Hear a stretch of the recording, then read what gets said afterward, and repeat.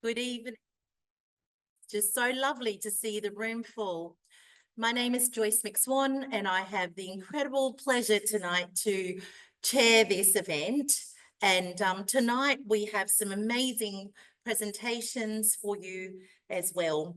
So before I start, let me have the acknowledgement of country. So Customs House is located on the traditional lands of the Turrbal people, the ANZMUSC community who are here tonight acknowledges and pays respect to the Turrbal people as the traditional custodians of the Brisbane region. From where I come from on the Gold Coast, it's the Yugambeh people. We also acknowledge the deep feelings of attachment and the relationship of the Turrbal people to their place. We pay our respects to the Turrbal ancestors and the living Turrbal people. So we're in for a treat, but first of all, very important housekeeping instructions here. We've got the bathrooms and the restrooms just to our left, exit emergencies as well. And we note that we'll be usher everyone into the foyer from 8:30 p.m. To vacate the building by 9 p.m. That's how long we've got the building to. Also at the end of this, we've got a lovely refreshment time as well. To start off with, I want to welcome all of you and also our very distinguished guests that we have here. We have Professor Deborah Terry, AC, who's the Vice Chancellor and President of the University of Queensland. We've also got the Director General, Queensland Health, which is Dr. David Rosengren. Thank you so much for giving us your precious time. We know how precious it is, being very busy people that you are, but we really appreciate your presence as well here this evening. And of course, we've got my esteemed colleagues and speakers as well, whom you'll be treated to some of their amazing work that they've done and to share it with you, the public as well. I'll introduce them as we go through the different trialists that will come up, but we've got Associate Professor Michelle Hall, Professor King Bennell, Associate Professor Chris Williams, Uncle Terry Stedman here, and Dr. Shona Sundaraj as well. They will share some of their thoughts and also a panel. We will also have some questions later as well. You've got your scanning your QR, and so please put some questions in for our panels also. And of course, not forgetting you, the public who have come to join us this evening. This is probably my third event now, I think, or second, I should say. I forget now as the years go by, but I've been well treated with one in Sydney of these events, and I'm just so pleased that it's happening on my home turf. So without much ado, I would like to welcome Professor Deborah AC, Vice Chancellor and President of the University of Queensland, to say a few welcoming words.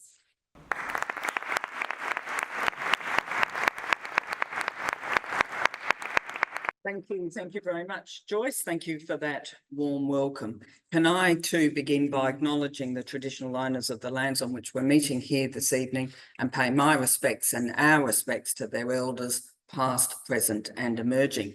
I'd also like to acknowledge Dr. David Rosengren, Director General of Queensland Health, representatives from government and industry, members of the Australian and New Zealand Musculoskeletal Clinical Trials Network, and colleagues from our collaborating institutions across the network, UQ colleagues, distinguished guests, one and all.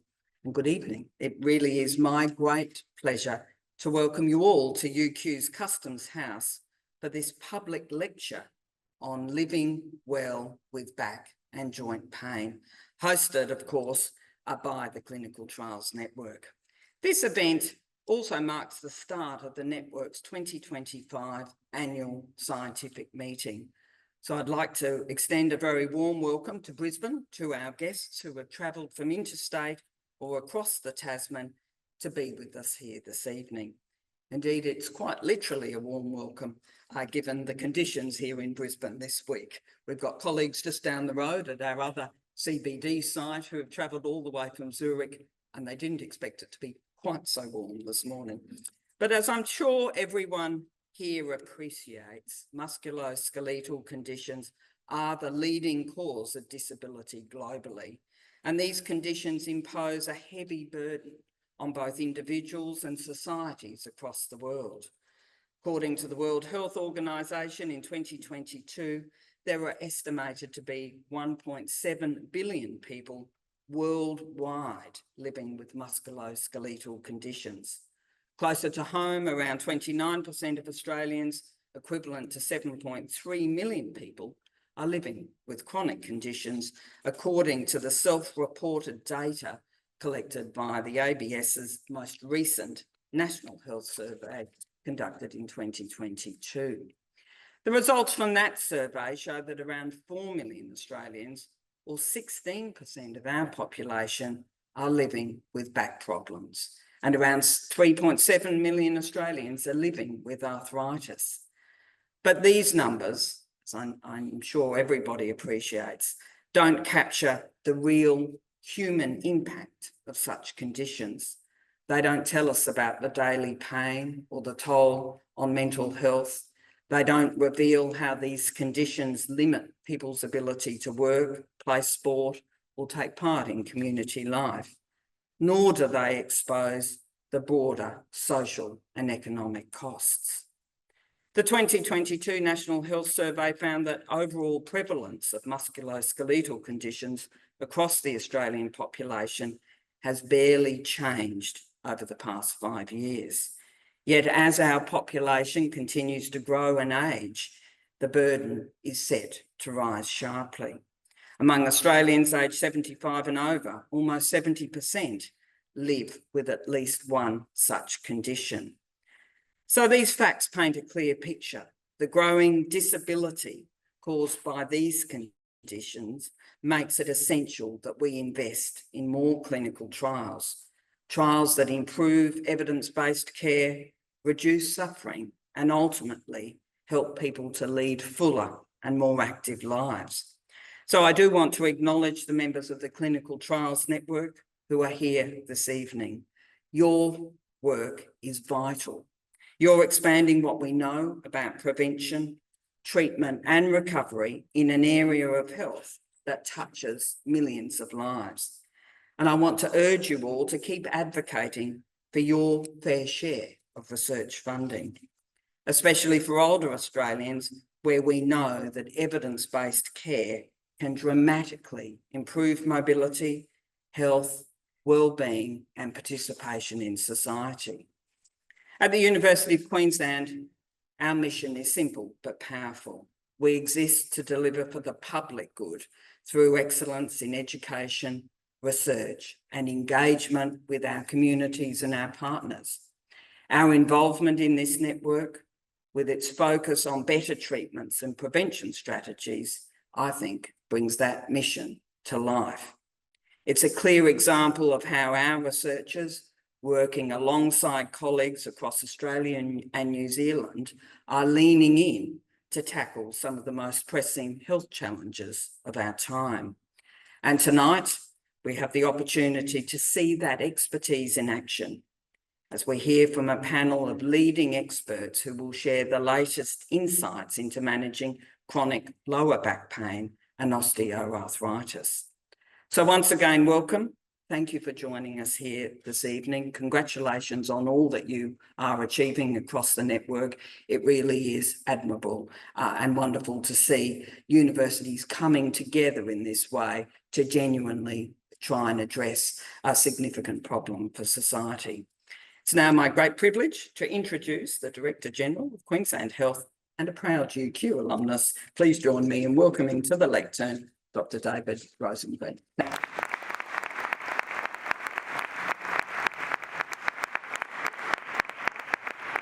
So thank you very much, Professor Terry. I'm not sure that I've got anything intellectual to say after that wonderful introduction. When I was looking at my day today and I realised that I needed to come and say some wise words and looked up the important work that you do, I suddenly got this awful feeling that someone might have been watching me out going for my morning jog this morning because I can feel my knees and I can feel my back and I can feel my hips with every step I take. And so I have a personal and vested interest in what it is that you do in your research and the opportunities that you identify and implement to make a difference. I think the statistics around musculoskeletal impact on the community are obvious to everybody in this room, and Professor Terry just comments on the fact that it's one of the leading causes of disability impact globally. Having spent 30 years as an emergency medicine specialist in the public hospital emergency departments, I don't know the statistics in the same way that you do, but I do know the statistics in the same way that you do, because I've spent many hours seeing the true burden and impact of the musculoskeletal disability on people. And it's not just the limitation in their functional capacity to be optimised contributors to community and society. There are so many other ripple effects or knock-on implications associated with the musculoskeletal disease, not to ignore things such as the opioid epidemics and all of those other complexities which in many cases are introduced to our community on the background of what might be a simple musculoskeletal osteoporosis, osteoarthritis, or common lower back pain. So I have spent many years seeing the implications and the impacts, and so the importance of us understanding what we can do through clinical trials and through improvements in the way we provide management. First of all, prevention, but then obviously the treatment and the improvements is critical. I just want to touch on the clinical trials. I know you've got a very busy agenda for an hour, so I'm going to stop very briefly, but clinical trials, I know that you know that we do not invest anywhere near enough money, time, resources into clinical trials. In the same way that we do not invest enough money, time and resources into almost everything, because the demand is so insatiable. I know that you know that a large amount of what we achieve in clinical trials comes from discretionary effort, professional interest, and all of that other blood, sweat and tears that the clinical researchers put in to pursuing the ambitions around answering the questions and implementing research findings into clinical practice. And so I do want to just echo Professor Terry's appreciation for the work that you do. I think that the passion that you have in peeling back the layers, understanding the issues, really fighting hard to find those implementations that will make a difference is critical. But in particular, the clinical trials part is so important, because when we do clinical trials, we translate into practice at the same time as we discover. And that is critical for us. We do not have time. We can't keep up with the speed of evolution in the world around us unless we are doing clinical trials and implementing change as we learn about the impacts as it develops. So thank you to all of you who are involved in this space. Your work is important. And as I get older, it's even more important than it was yesterday. So thanks for the opportunity, and I really wish you the best over the next couple of days through the conference. Thank you.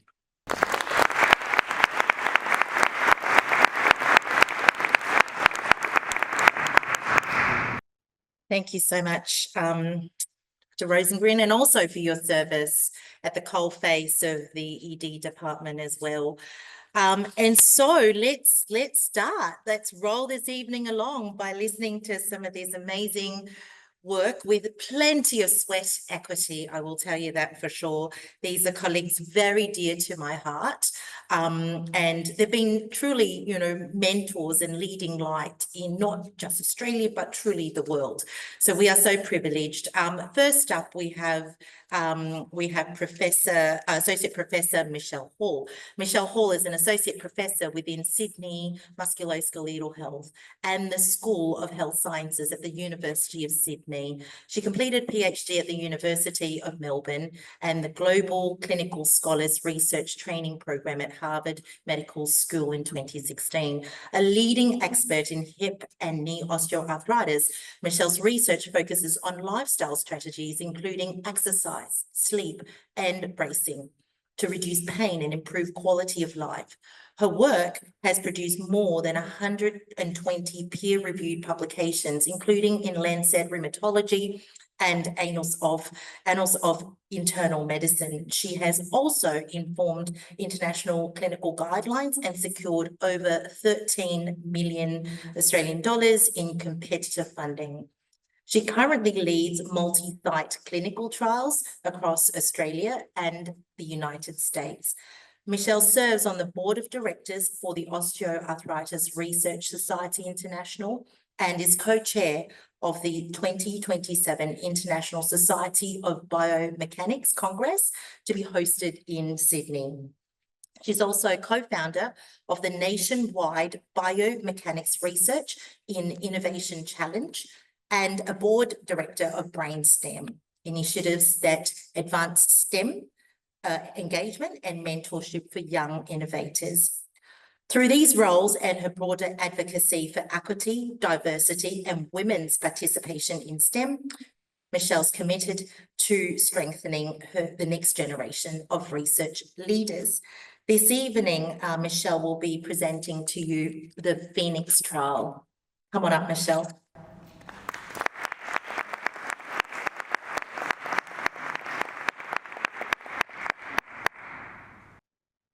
Thank you very much, and thank you to the organisers for the invitation to speak here this evening. I'm going to speak on the addition of aerobic physical activity to resistance exercise for hip osteoarthritis. And first, why did we do this trial? What was the motivation? Exercise is consistently recommended in clinical guidelines, but the effects are at best small to modest. And we observed that most of the evidence was actually based around resistance exercise or strengthening exercise. So we wanted to explore the hypothesis that when we add aerobic activity to resistance exercise that would target additional factors such as mental well-being and systemic inflammation, that we could do better with our treatment effects. And this was of particular relevance to people with osteoarthritis, given the relationship between mental health and systemic inflammation with symptom severity. So for what we did, we recruited 196 participants in the community across Melbourne. They had to meet the eligibility criteria, which was a clinical diagnosis of hip osteoarthritis. They were not required to have a radiograph to confirm this. They had to have pain of at least 4 or more on a 0 to 11 scale. Participants were randomized to either receive resistance exercise. This was a personalized progressive lower limb strengthening exercise that they were asked to do at home 3 times a week. Those allocated to resistance and aerobic exercise were simply asked to accumulate up to 150 minutes of at least moderate intensity exercise each week. Both of these groups were supported by a physiotherapist, and they had 9 consults over the 3-month period. So when we look about what actually the groups did, so this is a plot of time spent in at least moderate intensity exercise. And you can see here that the aerobic and resistance exercise did indeed, in general, spend more time in at least moderate intensity exercise over the 12-week period.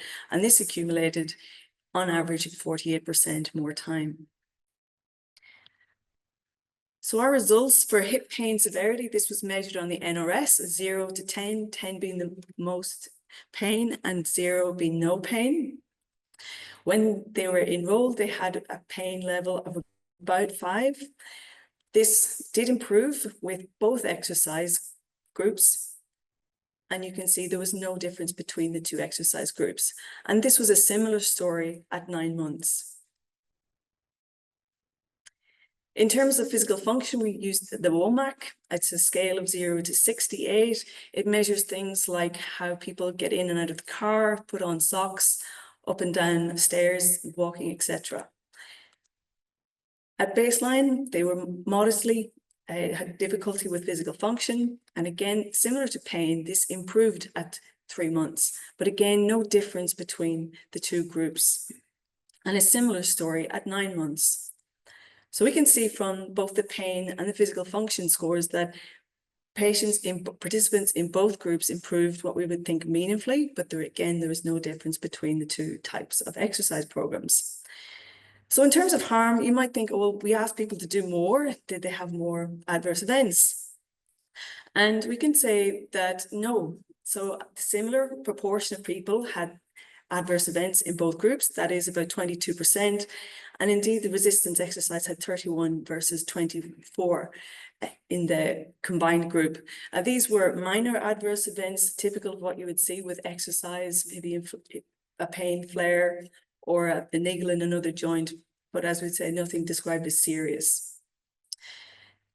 We found some results that there was an indicator for poor sleepers in the combined group to have a greater improvement in physical function.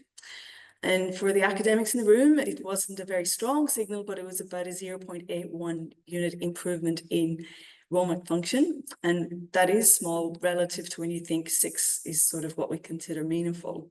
But there is some ongoing work now targeting people with poor sleep with our Sleep Fit trial. So some take-home messages. There is no greater improvement when you do add aerobic activity to resistance exercise.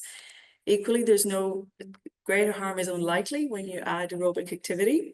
And there's some signals that sleep might be an important factor to consider. So I can't stand here and tell you that one exercise program did better than the other. But so I would suggest that if you are wondering about your joint health, perhaps go talk to your GP or your physio. And I'd just like to thank the participants and the physiotherapists, the research team, and the ANZMUSC for their funding.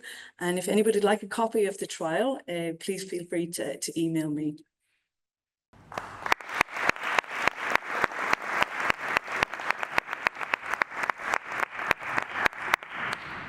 Thank you so much, Michelle. Isn't it interesting how important sleep also is for us humans? Now, I forgot to mention, and probably this will gather more as we hear from our other speakers, but please feel free to use this QR code where we will receive poll questions. If you have any questions at all, the panelists will come up at the end, and therefore you can start to put up some questions there as well. Rolling right along is an interesting next trial called the yoga trial. However, let me introduce Professor Kim Bennell.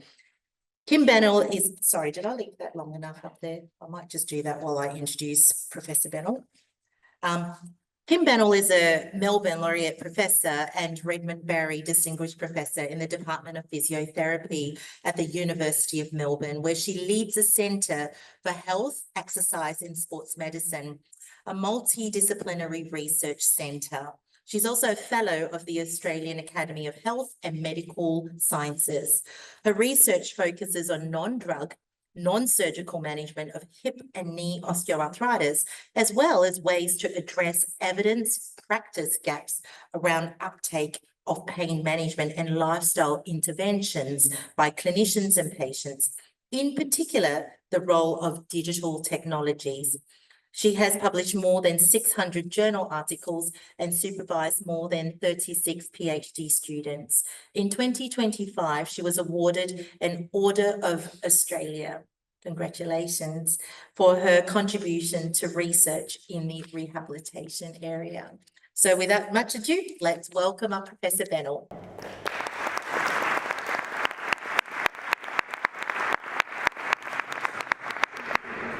Thanks very much, Joyce, and it's my pleasure to be presenting here on behalf of the Tasmanian Osteoarthritis Research Group led by Dawn Aitken and Benny Anthony, and Bedru Bafita did this as part of his PhD, but unfortunately none of them were able to be here and I only played a minor role, so I'm really presenting on their behalf.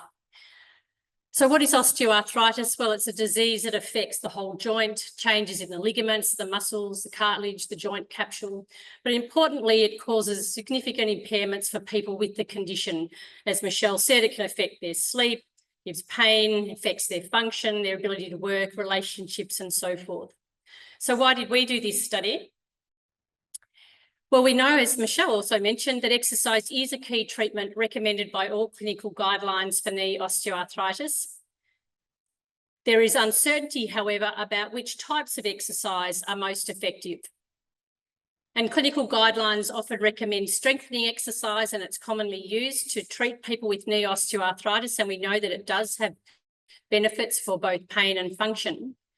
But also there's exercise such as mind-body exercise, such as yoga, which is popular, but there's more uncertainty about its effects. So the primary aim of the study was to compare the effectiveness of yoga versus strengthening exercise for reducing knee pain over 12 weeks in people with knee osteoarthritis. So what did we do? Well, we recruited 117 adults, about 85 women, aged 40 years and over with knee osteoarthritis from southern Tasmania. They had to have a pain score of at least 40 out of 100 for at least 6 months, and they couldn't be doing any strengthening or yoga exercise in the past 3 months. And then they were randomly allocated into 2 groups, the strengthening group or the yoga group. Both groups in the first 12 weeks attended 2 supervised group sessions and 1 home-based session per week. And then in the subsequent 12 weeks, they were asked to undertake 3 unsupervised home-based sessions per week. The strengthening exercise group, they attended group sessions that were led by a physiotherapist. It was a 45-minute circuit class, and they had to do progressive lower limb strengthening exercises for the major muscle groups. The yoga group also attended the same number of group sessions, but this was led by a yoga instructor. It was the same length of time, and it comprised breathing exercises and chanting for 10 minutes, some warm-up and moving sequences, and some deep relaxation and meditation. A number of measures were taken over 24 weeks to assess the primary outcome being knee pain. 0 was no pain and 100 being the worst pain imaginable. And then there was a whole range of other measures as well: physical function, knee stiffness, quality of life, depression, knee condition, that were all measured by the patient on a survey.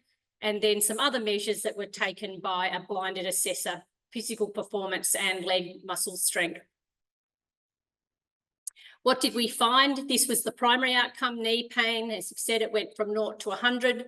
And you can see that over time, both groups showed improvements in their pain, but there was no significant difference between the 2 groups. However, yoga was superior to strengthening exercise for some of the secondary outcomes. At 12 weeks, there was a greater improvement in depression with yoga, and at 24 weeks, there were greater improvements in knee pain measured on a different survey, the WOMAC, as Michelle had mentioned, physical function, knee stiffness, quality of life, and the 40-metre fast-paced walk test.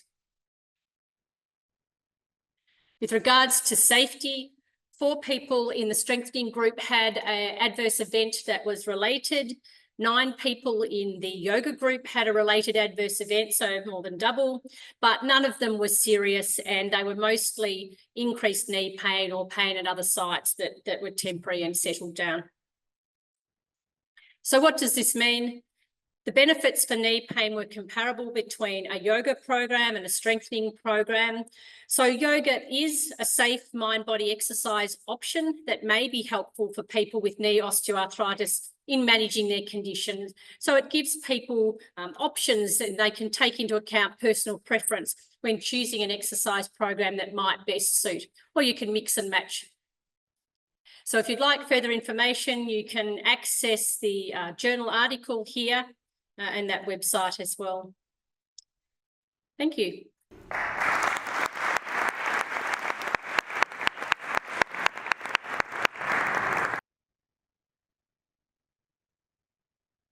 Thank you so much. And here's that QR code as well. Again, often these clinical trials are so supported by teams behind our speakers. And so it's truly a credit to your teams as well, who work behind the scenes ever so tirelessly to provide these results for us. Next, we have the HELP trial.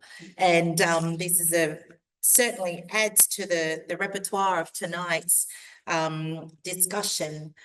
We have Associate Professor Chris Williams, who's not far across the border from us, so practically a local.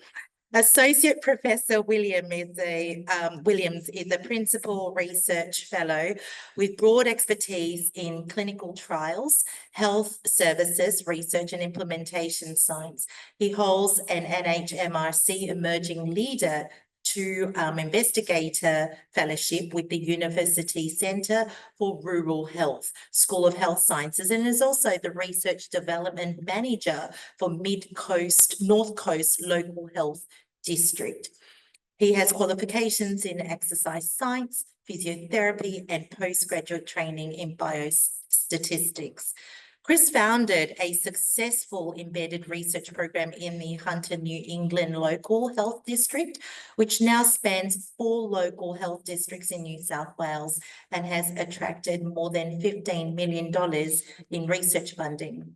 The program supports embedded comparative effectiveness trials and quality improvement initiatives with a focus on musculoskeletal conditions, chronic disease prevention, and integrated health systems.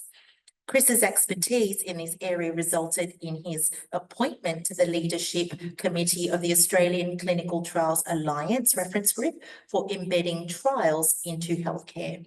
His work has also led to invited consultancies with the World Health Organization and regional health organizations such as the New South Wales Regional Health Partners. Chris, welcome up.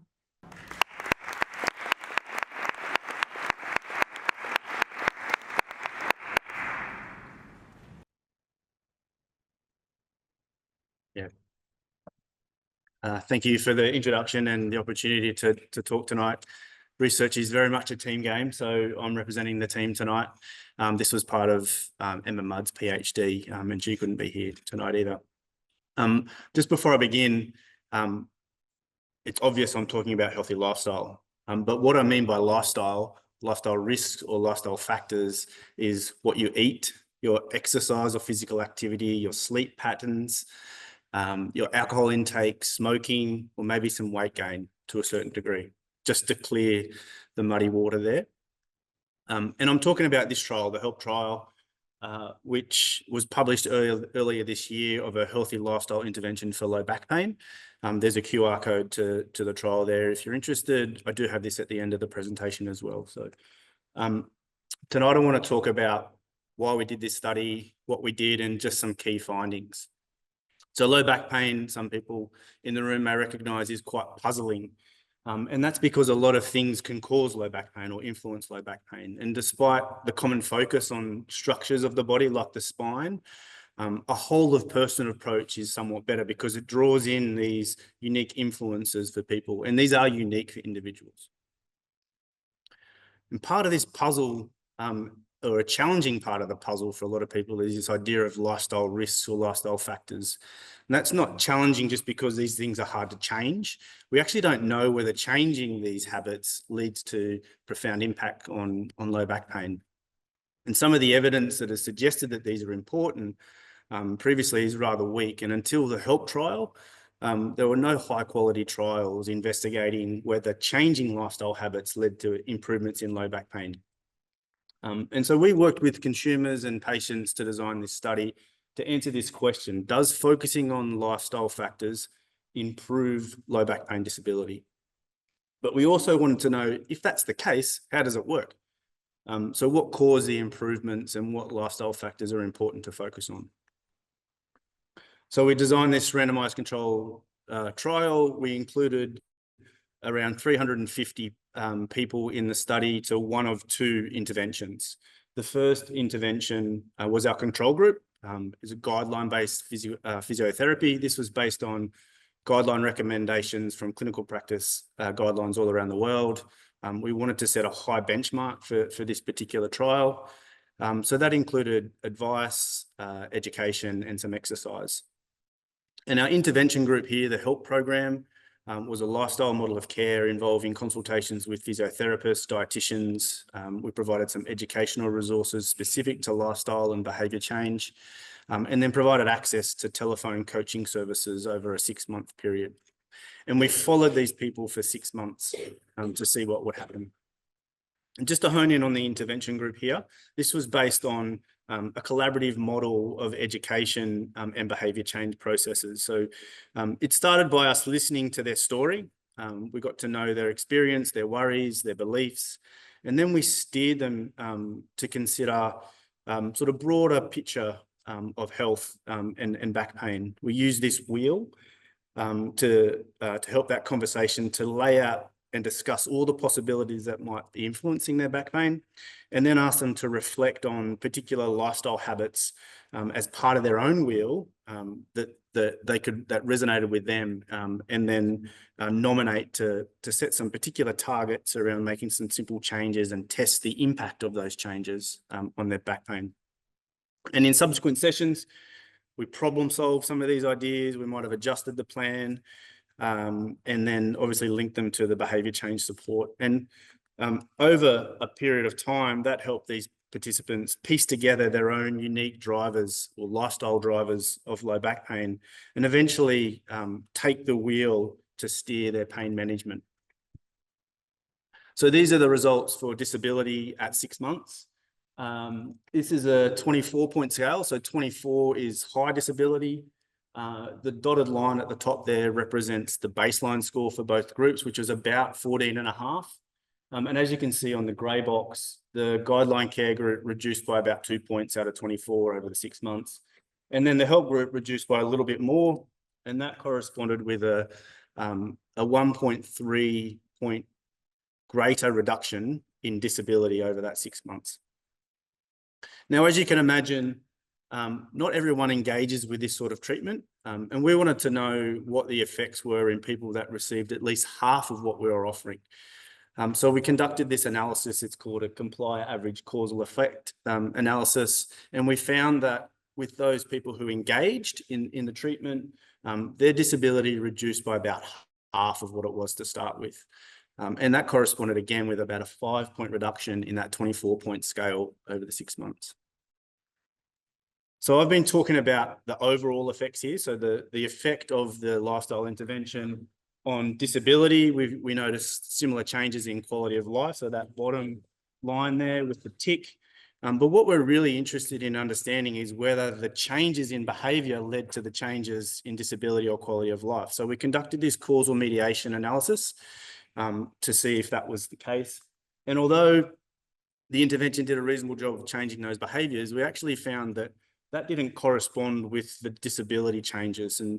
And so the query is, well, what was the intervention working through? And we discovered that most of the effects or changes in disability occurred through this concept of pain self-efficacy, which is more or less someone's confidence in their ability to self-manage their pain. So what does that mean? Well, in some ways, including lifestyle or a focus of lifestyle and behaviour change in clinical care does look like it benefits people beyond current recommended physiotherapy, especially for people who engage in this sort of treatment. But focusing on any one lifestyle factor doesn't seem to matter too much. And rather the process of experimenting with lifestyle change to build confidence in someone's ability to manage their pain looks like it's the important ingredient. One of the concerns we have here is that this intervention was a lot more expensive than current physiotherapy. And so we're querying whether this actually fits with the current healthcare model and system. So again, just acknowledging the team and the funders for this study. Here's the QR code again, if you're interested. We do have another series of studies emerging that are funded as well. So we're always interested for people's insights and feedback about the direction of those studies. So this includes some digital health technologies to provide broader access, particularly for people in regional and remote areas. So please reach out if that's of interest to help. Thanks.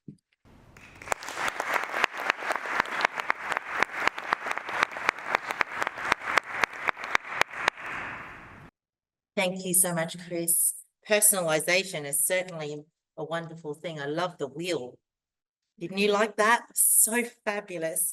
By the way, we will have these recorded, and there will be a link that will come out to your email. So you can share it beyond today and beyond this room when that comes out. You know, sometimes information dissemination is of all of us to do. So, and also don't stress tonight if you've been trying to scribble down notes and record all of it, that will also be supplied to you. So just letting you know also how you can participate beyond. And now let's hear from a consumer. We're having a consumer commentatory now from our wonderful local Uncle Terry Stedman, who is local to us just up the road. Terry is a descendant of the Kamilaroi peoples of New South Wales. He is widely recognised in the community he lives in and beyond as part of the Aboriginal and Torres Strait Islander community. In his earlier life, he worked as a plumber and a drainer, and later as a correctional officer in Queensland and later in New South Wales. He became an admitted solicitor in 2006 and was entered into the High Court Register of Practitioners. As a solicitor, Terry enjoys assisting clients in the areas of family law, domestic violence, child protection, debt recovery, and neighbourhood disputes. He has delivered community legal education on topics including enduring powers of attorney, wills, and child protection. He was instrumental in establishing the state's first duty lawyer service for child protection matters at Bennell Children's Court. In 2017, his contributions were recognised by the Queensland Law Society, who named him Solicitor of the Year, Equity and Diversity, and Solicitor of the Year, Community Legal Service. Terry is a member of the First Nation Consultative Committee with the Queensland Law Society and a member of the First Nation Consultative Committee with the Law Council of Australia. He was a founding member of the Indigenous Lawyers Association Queensland. Terry commits a significant amount of his time, including to us tonight, to a number of not-for-profit community organisations, including the Logan Aboriginal and Torres Strait Islander Corporation for Elders, as chairperson of the Management Committee, and the Metro South Health Community and Consumer Group there. So Uncle Terry, thank you so much. I can't wait to hear your commentary on tonight's trials.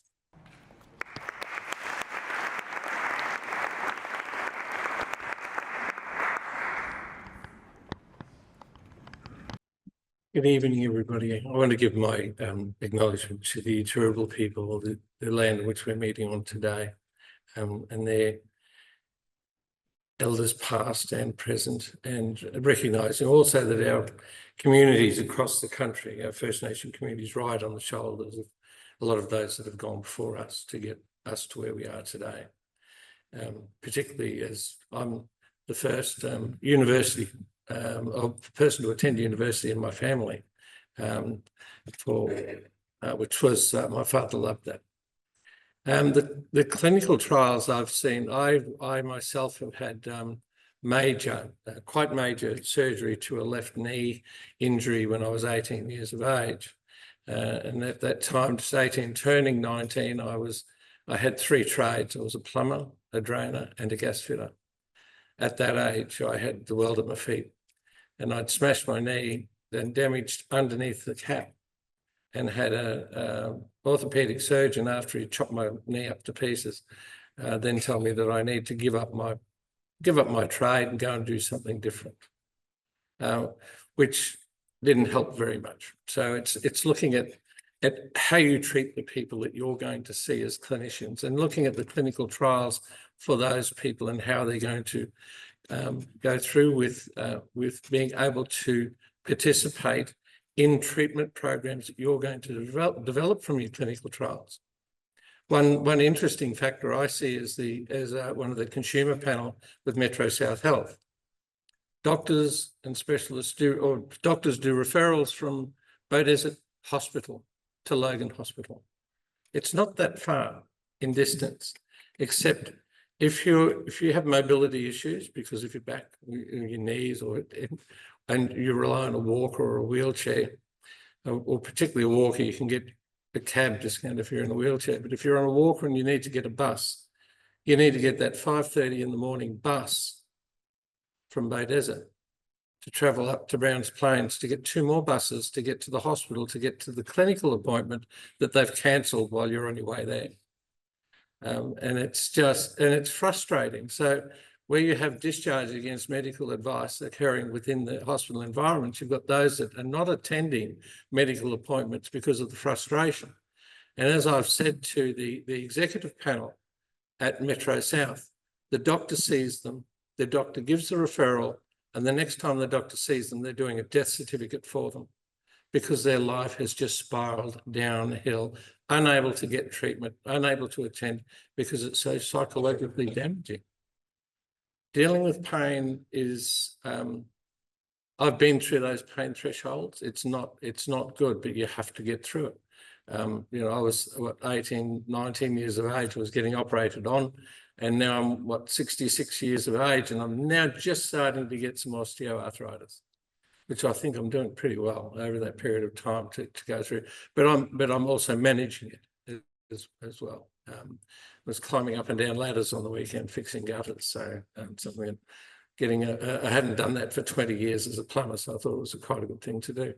But it's looking at what, not so much those that you're going to get into the trial in a locality, but if you're going to look at those remote areas, look at those that really are going to find it so difficult to participate and benefit in what you want them to have as a consumer. Not everybody is going to enjoy the fruits of your labours with your research, because not everybody is going to be able to do that or participate in it or afford the cost of it all. The cost, health cost is something so very, very difficult to manage across this country, and particularly in Queensland. And I see that for every time we have a meeting with the consumer panel at Metro South Health, or I'm having lunch with the chair of the board, and she says, look, you know, we're currently privately leasing 300 beds in private hospitals because we don't have enough beds. And for those people, and it's because of those people who have no medical issue other than they can't leave the hospital because of their condition that they're in at the time. And so it's looking at how do you then improve their quality of life. And it's great. I mean, these clinics and studies that you're doing, looking at improving the quality of life and the longevity for people is an amazing thing. And it's hoping that all of those people, through what you're looking at, they get to enjoy that. I have someone who's currently in hospital at the moment. She had quite a tragic traffic accident many years ago, busted nearly all of her ribs and broke her back in a couple of spots. Broke a shoulder, I think she broke a leg as well. And she, with punctured lungs and everything else going on, she's been able to go on for another 20 years. Well, she's at a point now, the doctors have told her, get your will done, do your EPA, and you're not leaving hospital. She's currently in the care unit at the PA hospital. And so she rings me in fear, going, what's going to happen to me? You know, there's nothing I can tell her. The doctor tells her that. But yeah, she will die in hospital, not with the family. That's part of life from someone who's been through that. But if she was able to, if she accessed other health services over the years that would have been beneficial to her, she would be in a different position than what she's in today. Just that she didn't see to read that. Now, we currently have a chiropractic clinic running at Logan Elders, as well as a podiatry clinic running there. And we've put through, I don't know, 1,500, 2,000 people over the period of time. The quality of life of those that have gone in there has significantly improved. Now, a lot of them that have gone in and are attending the clinic at Logan Elders wouldn't attend the clinic anywhere else, but they're attending it there because they know who we are. They see what we do. We're linked. We're intricately connected to them in their life. And that's part of winning them over to get that support, and then presenting your work and then delivering those clinics from there. That's probably all I do have to say, but thank you very much.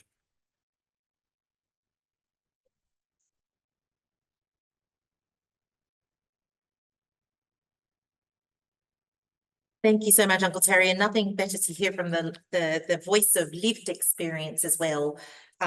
Certainly so important to reflect on how care affects one's quality of life and the impacts, as well as some of those studies did show. Now, from a clinical perspective, which means that from the field of medical care, I would like to introduce Dr. Shona Sundaraj as well. So Shona is the Group Medical Director of Medibank and brings a senior clinical lens to thought leadership, strategy and advocacy. She also leads the Medibank Better Health Research Hub and chairs Medibank's Health Research Governance Committee, providing grant funding to multiple universities, translational research facilities and peak professional bodies. Whilst not currently in clinical practice, she actually has had immense experience over 20 plus years understanding of Australian health ecosystem, initially as a physiotherapist and then as a general practitioner. She's a fellow of the Royal Australian College of General Practitioners. Shona completed her MBA through the Imperial College of London Business School with an Imperial Excellence Scholarship. She is a native to Sydney and enjoys running, walking her 2 dogs along Sydney's beautiful harbour and beaches and hanging out with her 2 excellent children. And Shona tonight will bring to us the clinical commentator perspective. Welcome, Shona.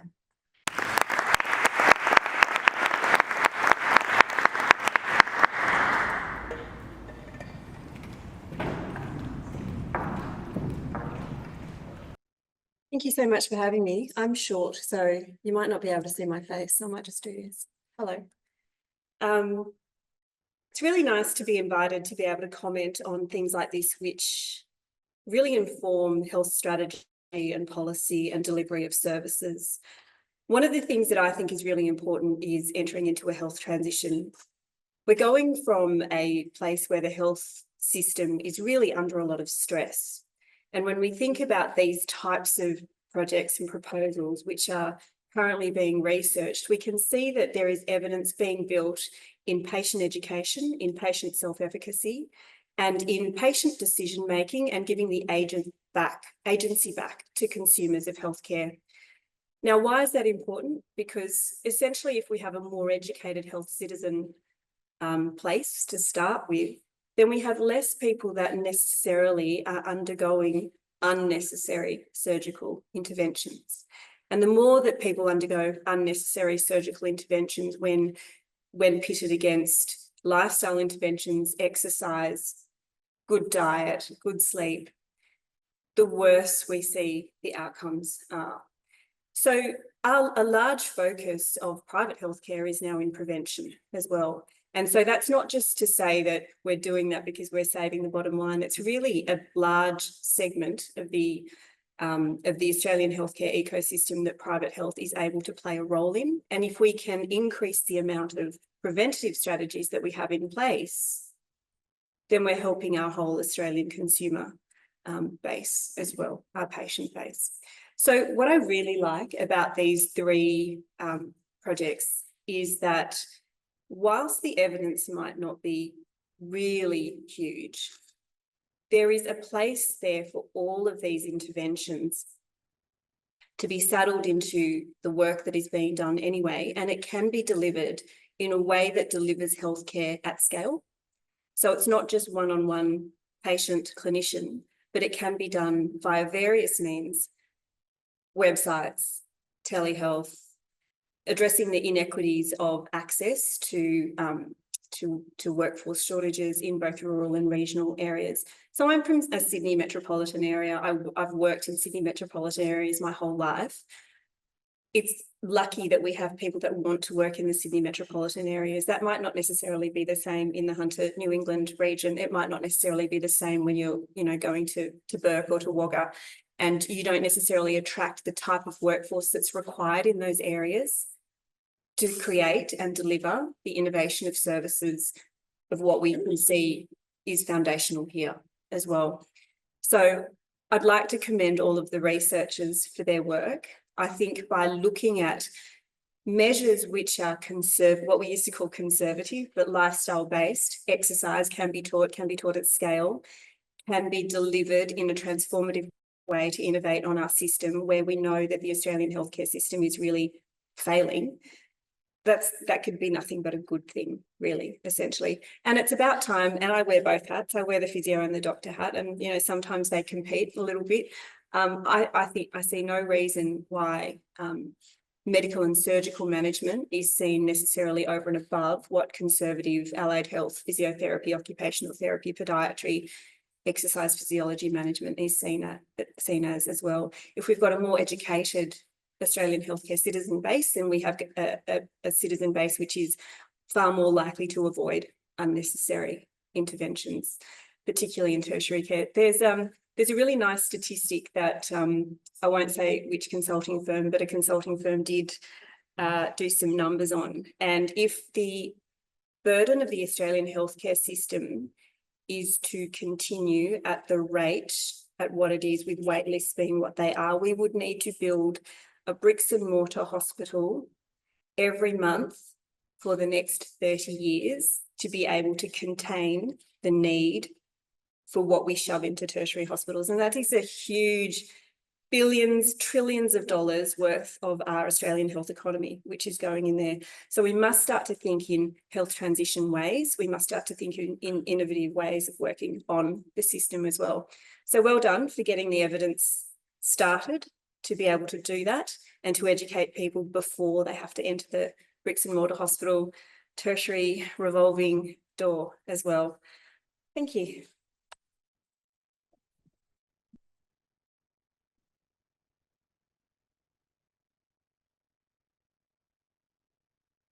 Excellent. Now we're going to go into a panel session shortly. Thank you so much, Shona, for sharing those insights. And you can certainly hear more from the panel and their insights from your questions that you have.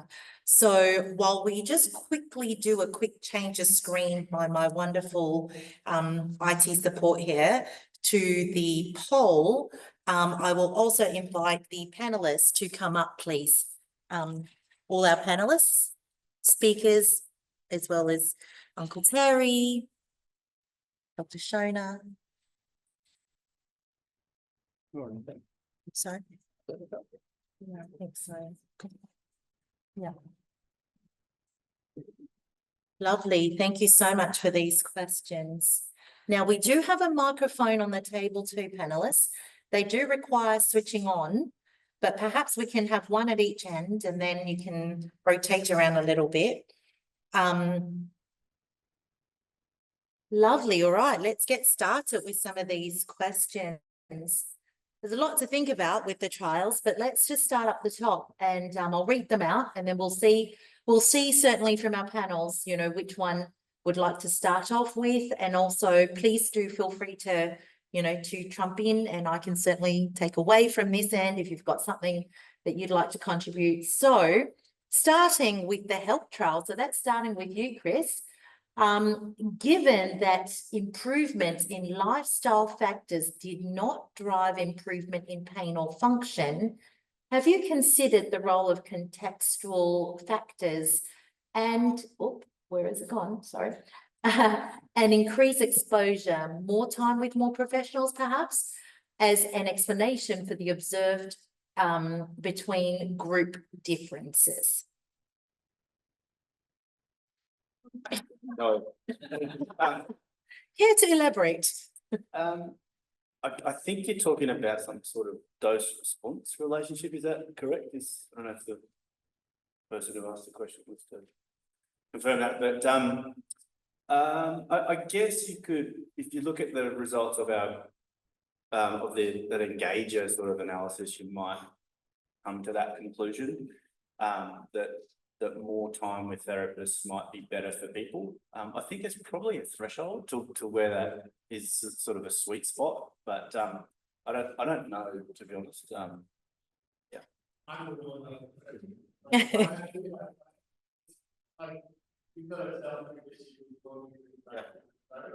just wondering if, you know, having people maybe are not seeing the problem of arthritis, exposing people And it's enough to how much does it mean, feel that's something that believe that what I'm actually doing is going to help you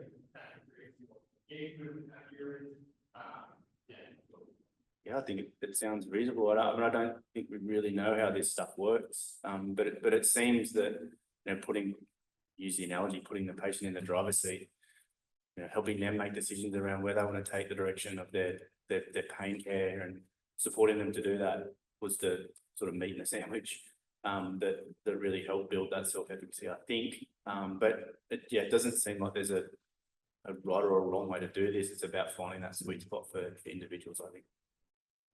Now, I'm just wondering if we sort of almost get a consumer perspective from Uncle Terry on that. You reflected about your eldest service that came. I wonder, kind of building on what Chris has said and the question about building someone's self-efficacy and confidence. How did you find that in your observation with your local service? What we found was we invited a lot of homeless people also to elders for a breakfast, a little money, and then we'd get there, they'd be there. They'd then talk to the students from Central Queensland University that were there with the lecturer, and then they'd have a talk to them about what they do, how it works, what they can get from it. At the same time, we're quite fortunate because we had a nutritionist working there as well, talking to them about better health, better eating, all of these things. And then we found they were coming back. They just kept coming back. And it wasn't just for the good breakfast that the aunties were cooking. It was for the benefits that they were getting from it and the lesser amount of time that they had going and getting, seeing their GP for medical issues that were arising with them commonly, because they weren't. They were reducing significantly, particularly in managing pain when they were given so many exercises to do. But it was in an environment where they were quite familiar with all of those in the room. It wasn't a strange environment. Going into a lot of clinical environments is just surgical. It's just off-putting. Yeah, fabulous. Now, thumbs up are good, people. Thumbs up. If you like the question, give it some thumbs up. Then I know which one to prioritize, okay? So we've got a nice couple of thumbs up there. We'll take those as priorities. This one's for Kim. How can people with arthritis access yoga, and can it be funded by Medicare or Medibank, as it were, if it is as effective as resistance exercise? That's a nice question. Obviously, they tested in-person yoga. So you can go to yoga places. It does involve a cost, and I don't think they're covered at the moment for that. But we also tested an online self-directed yoga program called My Joint Yoga, and published that in it. We did a clinical trial on that, and that was shown to be effective in terms, particularly around improving function, as well as a number of other measures. So people can check that out if they want. It's called My Joint Yoga. As I said, it's free. So it's a 12-week program. Once a week there's a new video with the program, and people are asked to do it 3 times a week. So there's a lot of free resources out there as well that don't need to cost money. I think creativity is key by the sounds of it to be resourceful. Just wondering from Dr. Shona, from a Medibank perspective, private health, what's the thinking there with such programs as yoga, say in studio or something like that? Is it covered? Put my spokesperson for PHI hat on. So there's been a reintroduction of complementary and natural therapies into people's cover if they had been covered for it previously and then it was ruled out. So things like clinical Pilates and some other services have been enabled back in. It hasn't yet come to fruition, but it will do, I believe, in the next few months. So I'm going to apologise. I don't know if yoga is covered. I don't think it is, but I do know that clinical Pilates will be. Yeah, sure. Very good. Excellent. Very timely if there's something on the horizon there as well, and maybe through these trials, perhaps yoga may be considered as well. Lovely. Thank you. We've got 3 thumbs up for this one, and this is for all the 3 trialists. What is the next for future exercise trials, and what are the limitations to be addressed? We might start with Michelle. I haven't heard from you yet.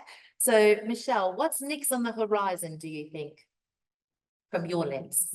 Yeah, I think it's about sort of teasing out what aspects of exercise is important.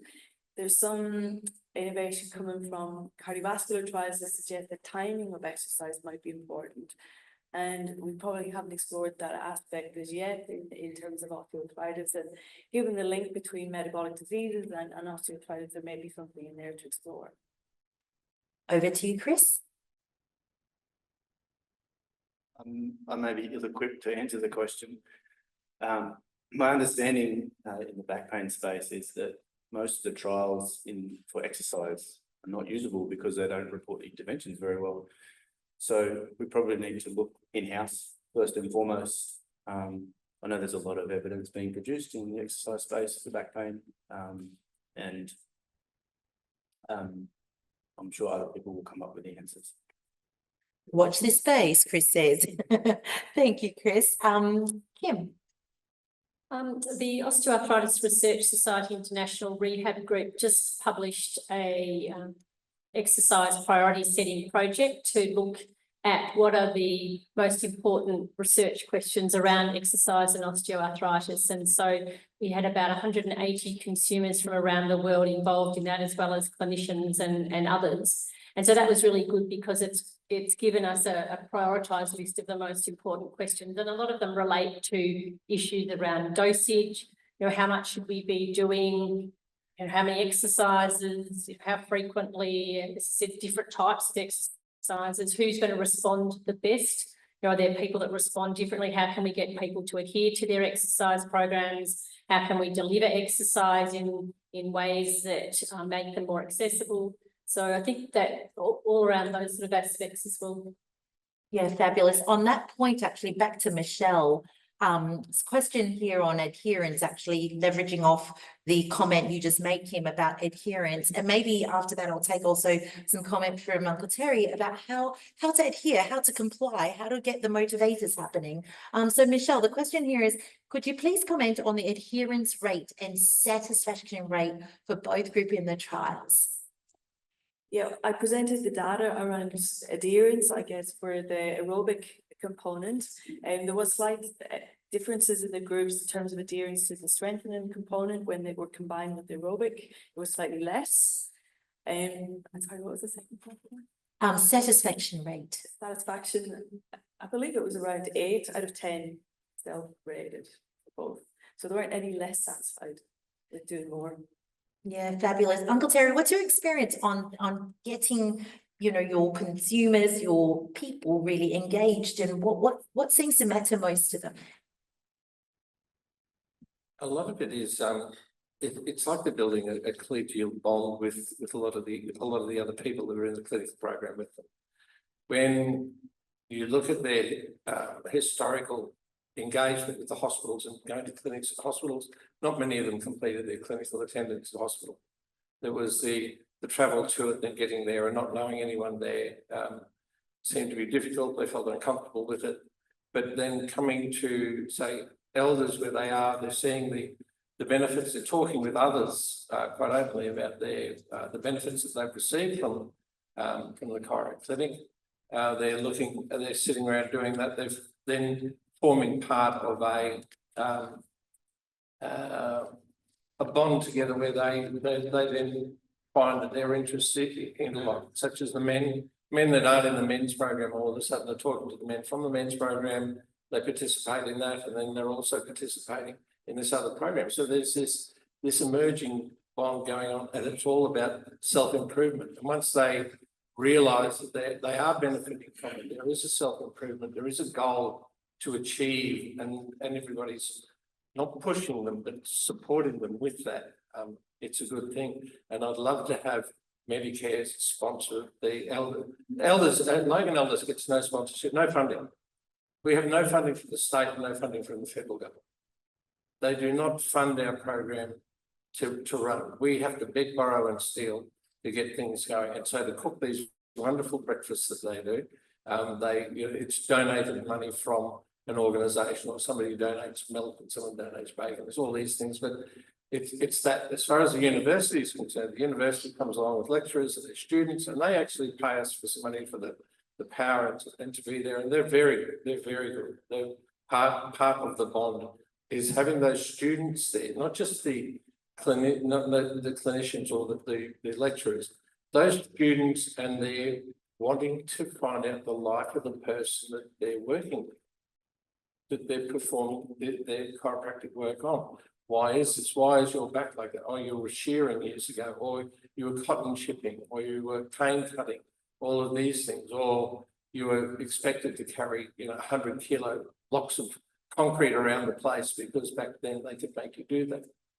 It's those things that they were learning of. This is how a lot of the people that they're seeing from the low socioeconomic regions are people that were toilers and worked very, very hard all their lives, and now their bodies are busted.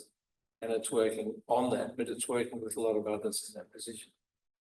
Thank you so much. Now, there are a few more questions up there. Some of it actually have been touched on, but certainly we don't want to also keep you from supper either. We've got about 40 minutes in total for that. I would like to just give our panelists one quick last word or thought while we wrap this part out up this evening. Maybe we'll just start with Shona, so, seeing that Terry just spoke. Just one quick wrap-up word from each of you. Sorry, put you on the spot.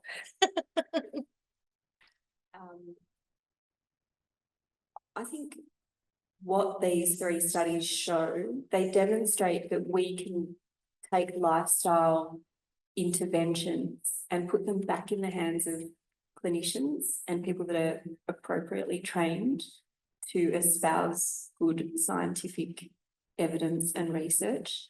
We shouldn't be getting our information from TikTok unless it's a physiotherapist that's on TikTok or a psychologist or, whatever professional.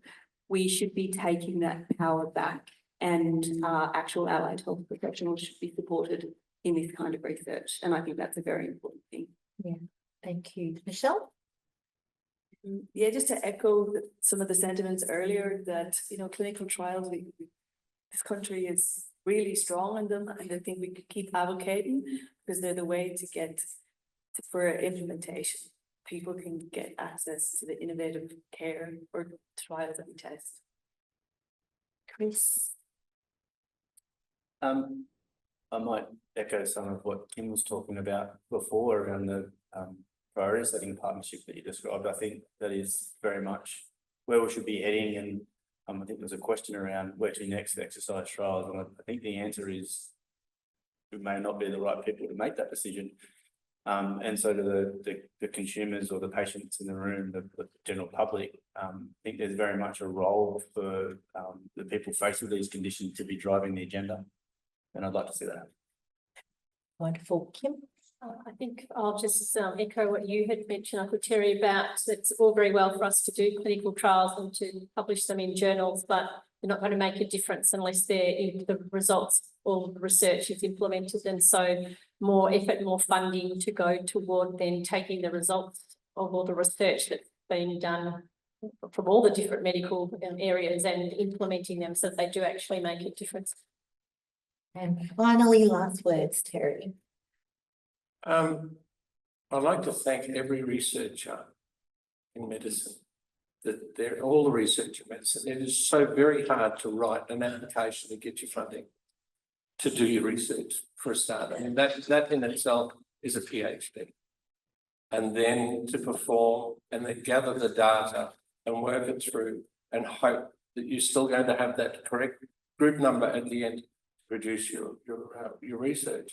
But it's tireless, at times it's thankless, but you see the benefits. You read the benefits in your own journals that are published.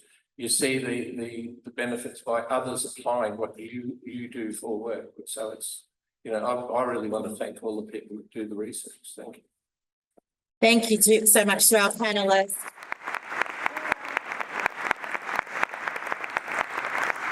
You can stay up there for a moment and I'll invite the director of the ANZMUSC to come up towards some closing remarks, Professor Rachelle Buchbinder. Sorry, thank you. Thanks very much. I'll just be brief. I just wanted to firstly thank our speakers, so Kim, Rachelle, Chris, Uncle Terry Stedman and Dr. Shona Sundaraj for agreeing to both speak and be on the panel. I want to thank Joyce McSwan, our wonderful what do you call you? Chair and facilitator. I think our esteemed guests from the university and the Department of Health have left, but thanks to David Rosengren and Professor Terry as well. And lastly, our wonderful public lecture organising committee, Chris Lynn, Katie DeLuca, Harrison Hansford, Sarah Cummings, Jeff Ryan, Hayley Ware, of course, the wonderful Helen Ramsey and Sophie for the slides as well. We now invite you to join us for drinks in the, is it here? Is it there? Yeah, just over there. I think you'll agree that it was a well-spent hour and a half. Congratulations to the trialists. Hopefully, even better trials to come. So thanks very much. Thanks to the audience also for giving questions.